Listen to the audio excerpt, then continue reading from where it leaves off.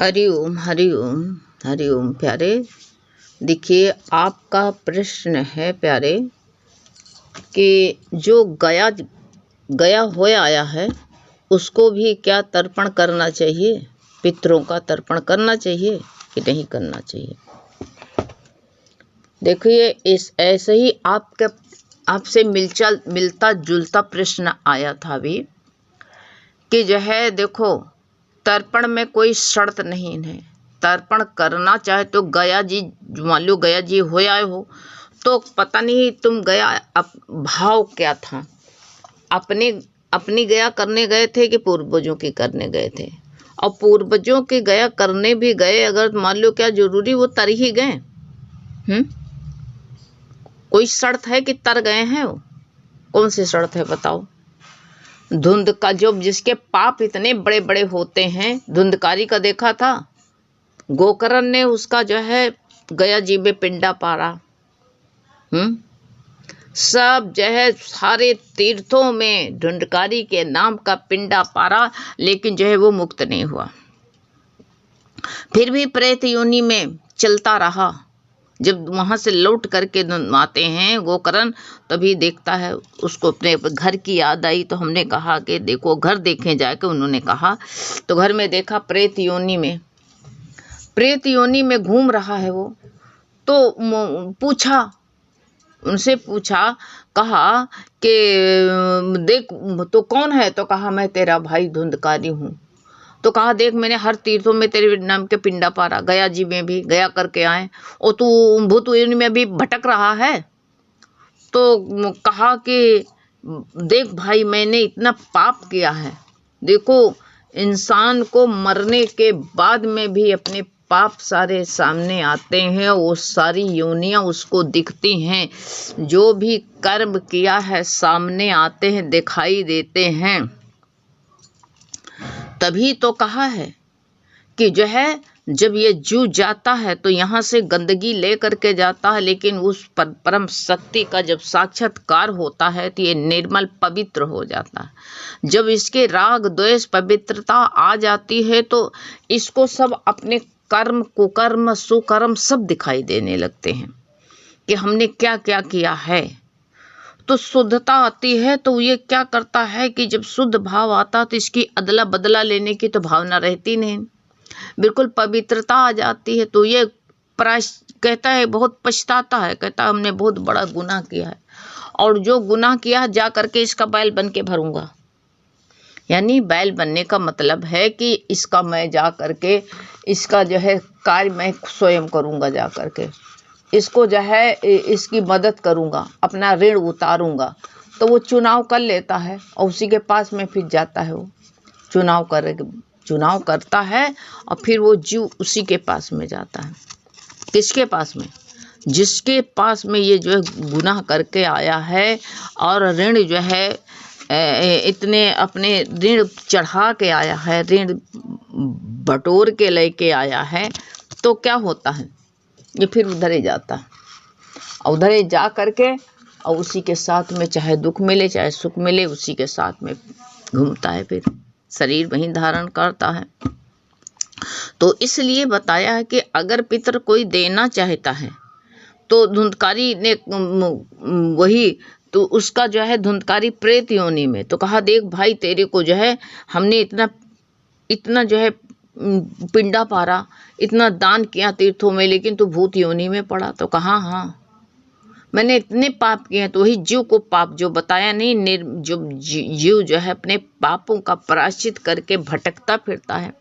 तो कहा हमने उसको सब याद आ गए, सब कि हमने इतने इतने गुनाह पाप किए हैं, गौ हत्या, कन्या हत्या, ब्राह्मण हत्या है, सबके गरीबों का धन छीना है। तो उसके अंदर जो है ये सब बातें उसको याद आता है, तो ये प्रायश्चित करके घूमता है। लेकिन अब करे तो क्या, कोई साधन नहीं, शरीर साधन है, नहीं रह गया तो जो साधन मिलता है तो इंसान उत्पात करता है। अब साधन ही नहीं रहेगा, अब क्या भगवान को कहते नहीं है जब तक ये शरीर है, ये पासपोर्ट मिला है तो कुछ भी कर सकते हो, कहीं भी इससे जो है किधर भी जा सकते हो, परमात्मा की तरफ भी चल सकते हो, और चाहो तो जो है गटर में भी जा सकते हो, वहां भी गिर सकते हो। ये कोई शर्त नहीं कि तुम इसी योनि में रहोगे। शर्त नहीं होती, उस कर्म के अनुसार जो है अपना चुनाव इंसान करता है। तो अब वो जो है जाता है। तो उसी तरह धुंधकारी को याद आया। धुंधकारी को याद आया तो उसने कहा, गोकर्ण कहा कि देख मेरे लिए भाई तू कुछ ऐसा इंतजाम कर कि जैसे मेरा उद्धार हो। तो उद्धार के लिए रोज गीता बताई जाती है कि गीता से बढ़ कर के संसार में कुछ भी पवित्र करने की वस्तु नहीं है और ना पवित्र कर सकती है। इसलिए इंसान को जो है गीता भागवत पर ही विश्वास रखना चाहिए। चाहे जितने तीर्थ कर लो, चाहे व्रत कर लो, कुछ भी कर लो, और जो कहा उद्धार हो जाए, मुक्त हो जाए, पवित्र हो जाए, नहीं हो सकता। उसको कर्म भोगने ही पड़ते हैं। हाँ, शुभ कर्म के अलग फल मिलते हैं और अशुभ के अलग मिलते हैं। शुभ अशुभ के अलग नहीं कि तुम जो है जौ बो दो तो खेत में से जो गेहूं निकल आए, नहीं। जो फल जैसा बीज होगा वैसा ही फल निकलेगा। इसलिए कर्म हमारे, शुभ कर्म करोगे तो उसके अलग मिलेंगे। तो लेकिन एक ऐसा ग्रंथ, एक ऐसी गीता है कि उसके अध्ययन से उसके जो है इंसान उसके जाप से पवित्र हो जाता है। लेकिन कोई गुरु की बात माने तो, और मान ले तो जो है कोई झगड़े ना आए। तो जो है जब उन्होंने ये भगवत सत्ता बैठाई, साप्ताहिक भगवत सत्ता बैठाई, तब उनका उद्धार हुआ। तो सबको पता है कि और कहाँ बैठेंगे, कहाँ, तभी तो 7 बांस वाला 7 गांठ वाला बांस लगाया जाता। कोई जीव आत्मा, प्रेत आत्मा कोई बैठना चाहे तो उसी में बैठ सकता बड़े आराम से।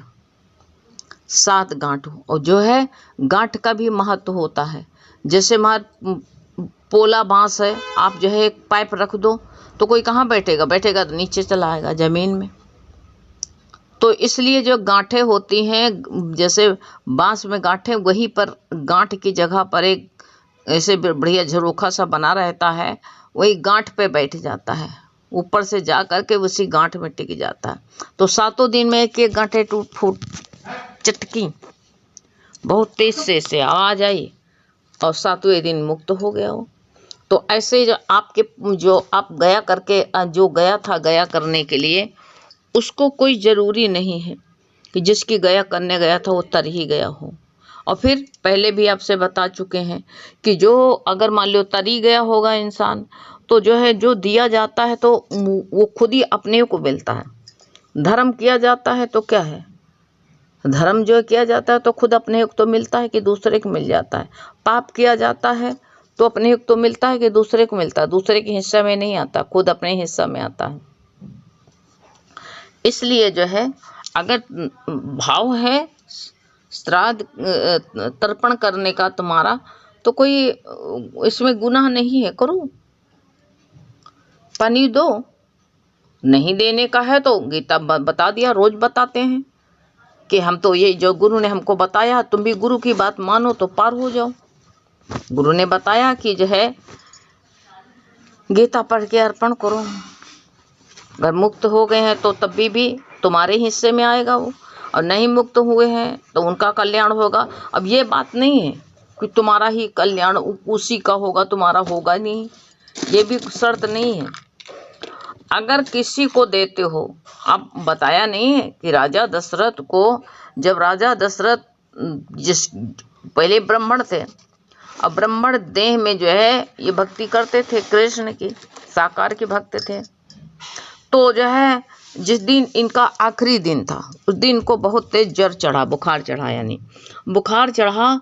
तो इन्होंने बुखार से अनुने बिनने किया, प्रार्थना किया कि हे ज्वर राजा, थोड़ी देर के लिए तुम उतर जाते और जो है हम जा करके पूजा, अपना नियम निभाया, पूजा करिए, तो फिर आप आ करके मेरे पर सवार हो जाना, बैठ जाना आकर के।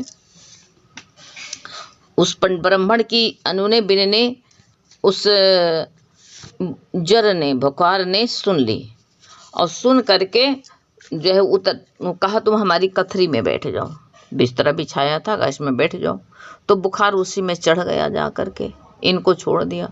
और ये जब गए मतलब ये जा रहे हैं कि हमने किसी को इसका ये रहस्य बताने का है कि हम मान लो किसी को पुण्य दान कर दिया, दे दिया, हम पितरों को दे रहे हैं तो इन्हीं पितर ही का भला होगा, मेरा भला नहीं होगा।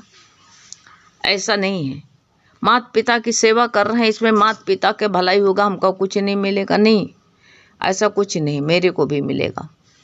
तो जो है अब वो जो मंदिर साकार के भक्त थे, जब मंदिर गए तो उन्होंने देखा कि जो है वहाँ पर जो है एक पिशाचिनी, जब इनकी घंटा ध्वन बजी और जो है आरती करने लगे तो वो पिशाचिनी जो थी जोर जोर से चिल्लाने लगी, करे कोई संसार में धर्मात्मा है कि मैं इतनी बड़ी पापनी हूँ कि पाप के कारण मैं जली जा रही हूँ, मैं स्वाहा हुए जा रहा हूँ, कोई अपना पुण्य दे देता तो मेरी हमको जो है थोड़ा जीवन दान मिल जाता, मेरे जलन कम हो जाती।